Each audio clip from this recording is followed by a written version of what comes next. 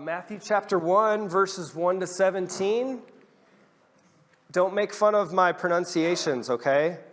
I'm going to try to, the A's are usually soft in Hebrew, so we Americans have hard A's usually, so. You ready? Genealogy? Yeah? Fasten your seatbelts. There's actually some really great stuff that we're gonna reflect on today. I'm looking forward to it. If you could click through the slides back there as we go through it so that the reading is up.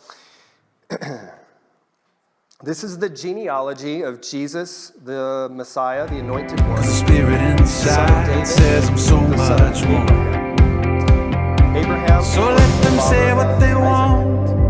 Isaac was the father of Jacob. I dare them to try. Jacob, the father of Judah. I'm gonna run. Judah, the father of No, I'm gonna fly. I'm gonna know what it means to live and not just be alive. The world's gonna hear, 'cause I'm gonna shine. And life will be dancing when circumstances drown the music out. Say I won't. Say I won't. Say I won't. Say I won't. I can do all things through Christ who gives me strength. So keep on saying I won't, and I'll keep proving you wrong. I'm gonna run. No, I'm gonna fly. I'm gonna know what it means to live and not just be alive. This world's gonna hear. Whoa, 'cause I'm gonna shout. And I will keep dancing when circumstances drown the music out. Say I won't. Say I won't. Say that I won't. Oh, say I won't. Say I won't.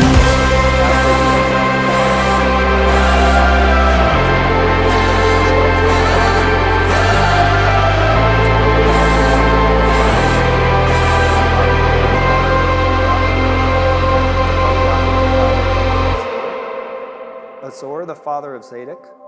Zadok, the father of Achim. Achim, the father of Elihud. Elihud, the father of Eleazar. Eleazar, the father of Mathan. Mathan, the father of Jacob. And Jacob, the Have you father ever of met those who husband of Mary. keep humming when the song's through? It's like they're living life to a whole different tune. Generations And have you ever met those that 14 from David. keep hoping when it's hopeless? It's like they figured out what the rest haven't yet. The second you realize what you have inside, it's only just a matter of time till you sing. So the back row is you glide, 'cause walking just won't do dance. You don't have to know how to. Ever since Greece got you left, till your whole side's hurt and smile, like you just got away with something. Why? 'Cause you just got away with something. Ever since Greece got you. So when you're standing in the rain again, Of the show. you might as well be dancing. Why? 'Cause there ain't no storm that can change how this is. So next time when you feel blue, If you could make sure that don't let that smile leave you. Why? 'Cause you have every reason just to sing. So the black road is you glide, 'cause walking just let's wait till the And there we 1857. go. Okay, we're pretty sure about that. So you know what that means. That means that he was most likely born into slavery and not freed until the end of the Civil War. Wow. At 10 years old. The first 10 years of his life would have been spent in slavery. Wow. You know, we tend to think of as adults, but think about a little boy. I don't want to cry, and I'm trying not to be angry. You're not a machine. This is horrendous. What else can you feel? It's horrible. It's intense, sir. It's intense. So, you know, things like that hit you pretty hard. Like, that's a surprise when you find out that your great-great-grandfather was 10 years old, born into slavery. And imagine how different it would be if someone were being interviewed and they found out maybe that their ancestors owned slaves. You know, imagine the different reaction they would have then, depending on who they are. But there are things about the past and things about our ancestors that we may want to, can you click to the next slide for me? That we may want to either cover up or hide about the past.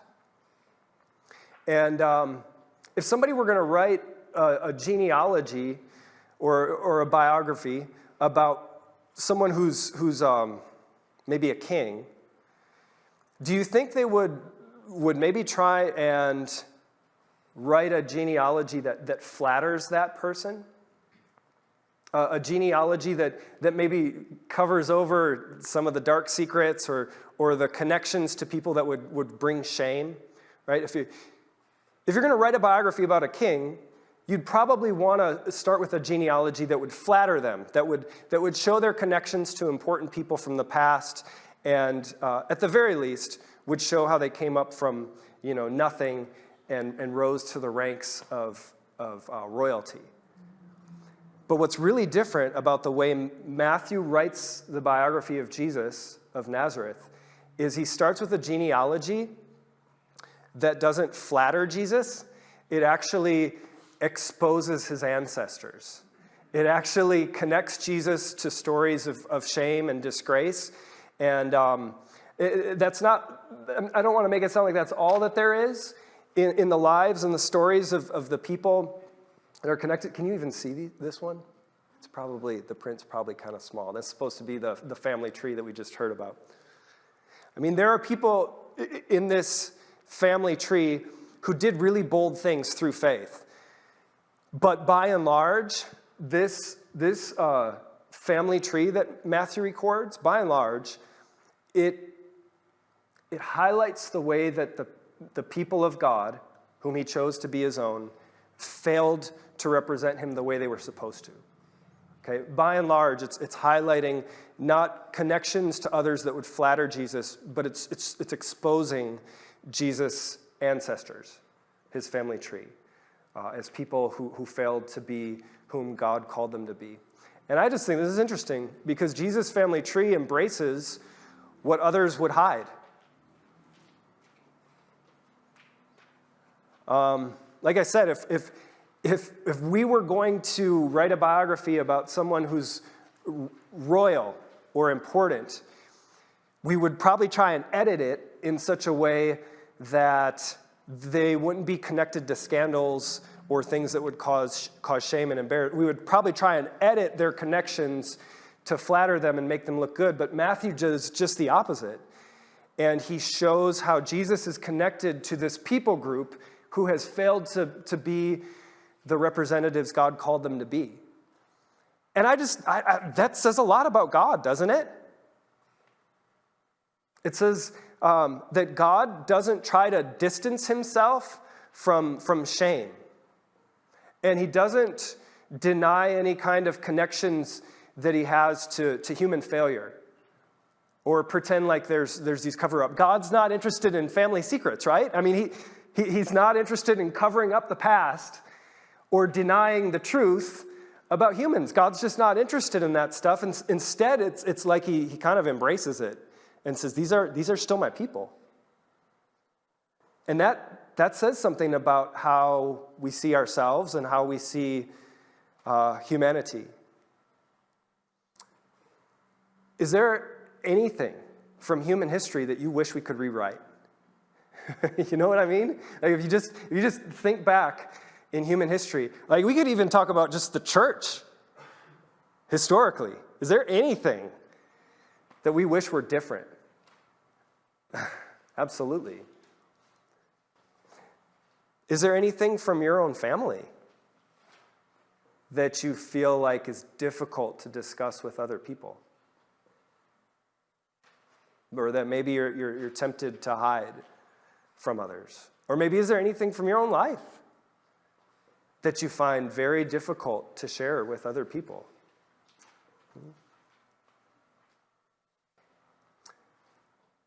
What Jesus' family tree shows us is that we don't need to edit our lives. We don't need to. We don't need to try and rewrite human history. If God doesn't, with this family tree, if God doesn't try and rewrite it, if he doesn't try and edit anything, then why should we? Why should we try to edit our lives or try and cover up the past or wish we could rewrite things? I think that's very hopeful. And it doesn't mean we can't lament things that have happened in the past or in our life. It doesn't mean there are things we need to, ask God's forgiveness for. But we don't need to edit it, and we don't need to think it needs to be rewritten somehow. Okay, did anybody listen to Christmas music this last week? Anybody start Christmas music? Even if you didn't turn it on, were you in a store where you heard Christmas? Of course you were, yeah? I mean, this is this time of year. We had it on at our house. We were decorating on Thanksgiving, decorating our house for Christmas. It just, it gets you in the mood. It's exciting. But we're in Advent, so do you have any favorite Advent songs? Advent's not quite as commercialized, is it? And if you go back and look at like Advent hymns and traditional ones, they're usually this is why they're not commercialized. They're not as full of joy and excitement and, mistletoe and fires and all that stuff. They're kind of gloomy, Advent songs. They're kind of contemplative, and they talk a lot about mourning or preparing highways for God or waiting and waiting and waiting. One of the most well-known Advent songs is O Come, Emmanuel. And I thought it'd be great to just look at the first verse of that hymn, and instead of me just reading it to you, I thought we could listen to it, engage our senses for King and Country. They have a really good version of it. So let's just listen to the first verse. There's something for us to dig into here.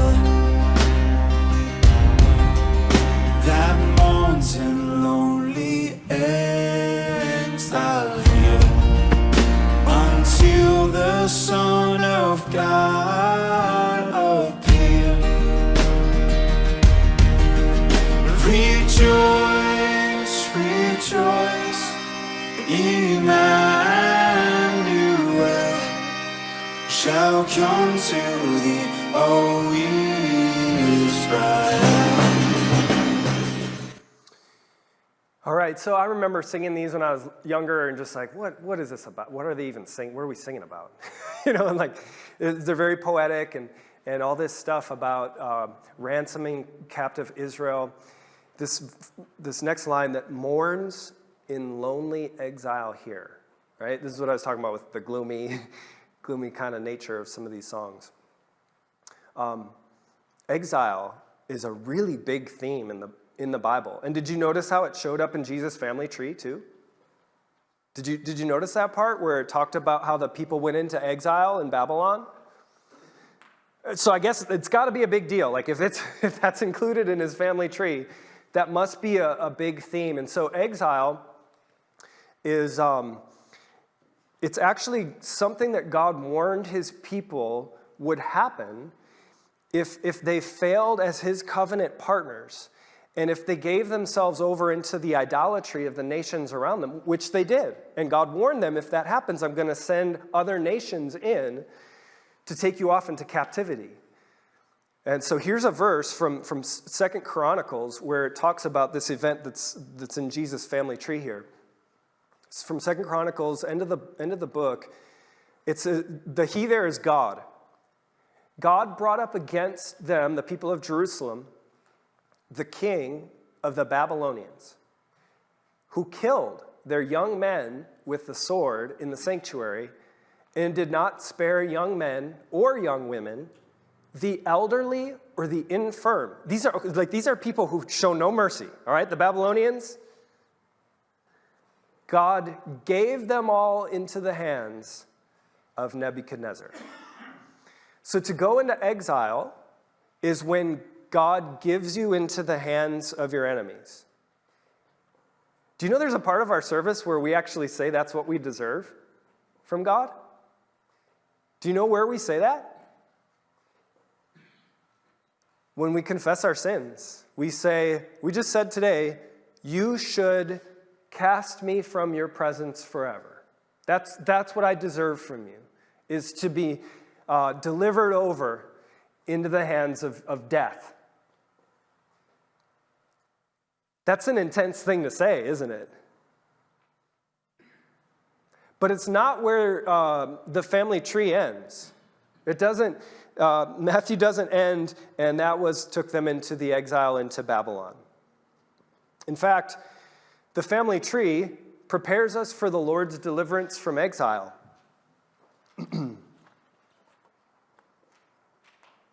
Chapter 17 says, there were 14 generations from David to the exile in Babylon, and 14 from the exile to the Messiah.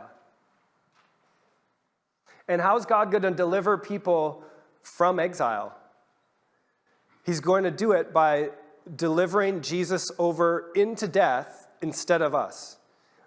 Handing him over to the true enemies of humanity, which is death, which is portrayed in the Gospels as this force which swallows Jesus as he willingly gives himself into it for you and for me. This is what Paul talks about in Romans 5, where he says, Jesus was delivered over to death. He was handed over for our sins. And then he was raised to life for our justification, for God putting us in the right, is basically what it's saying.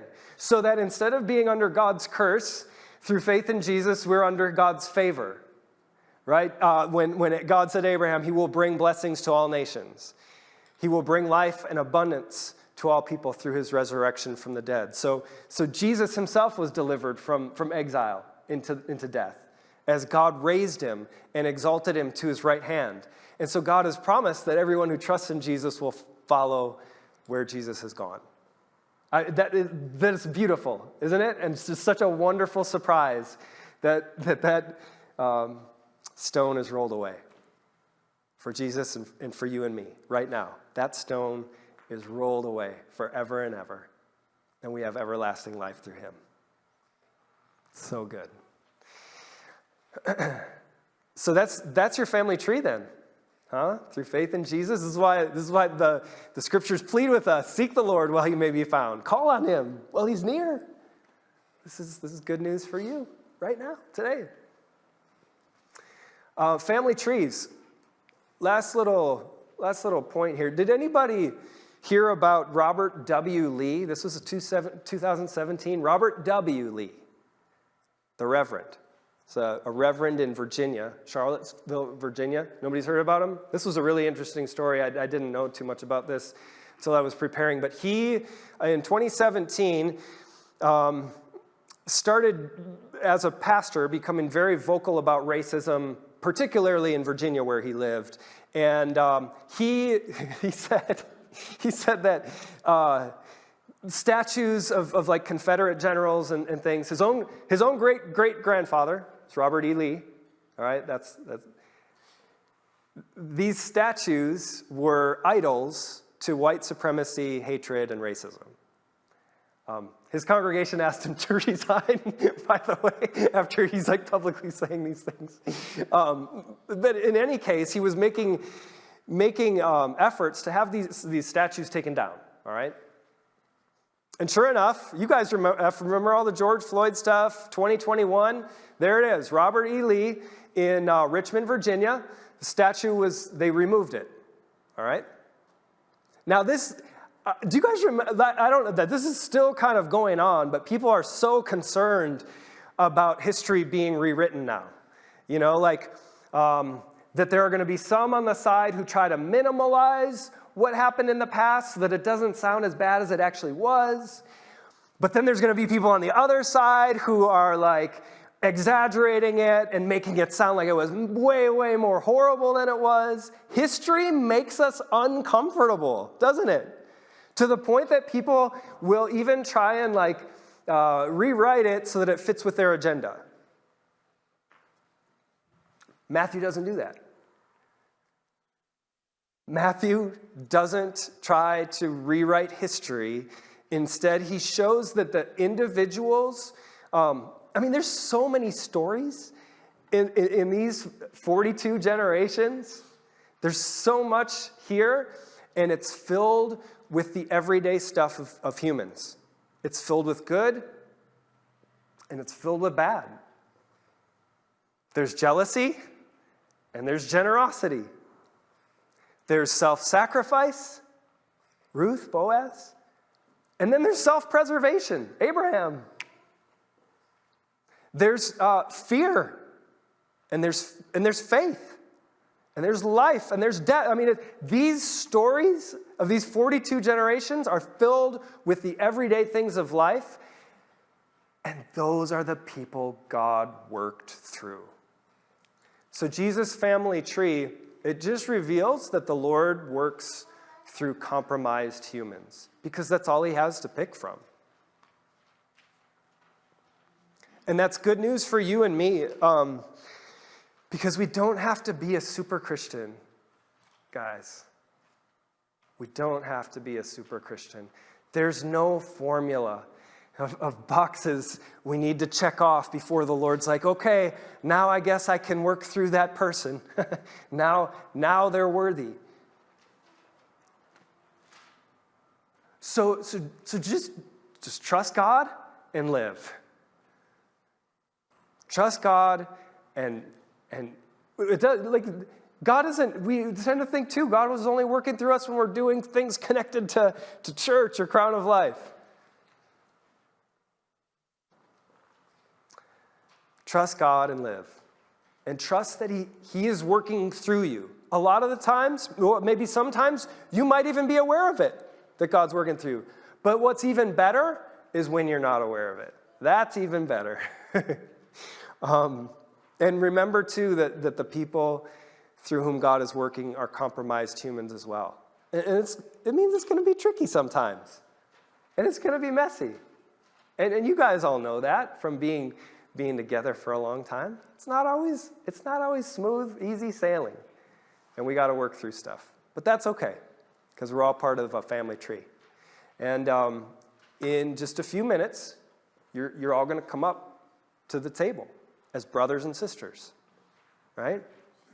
Where Jesus comes to you, right? This is what Advent's all about. It's about the Lord's coming, where he dwells among us and gives himself to us in bread and in the cup. And he gives us all of his gifts of life and salvation and hope. So come to the table, enjoy, and thank God for each other. Amen.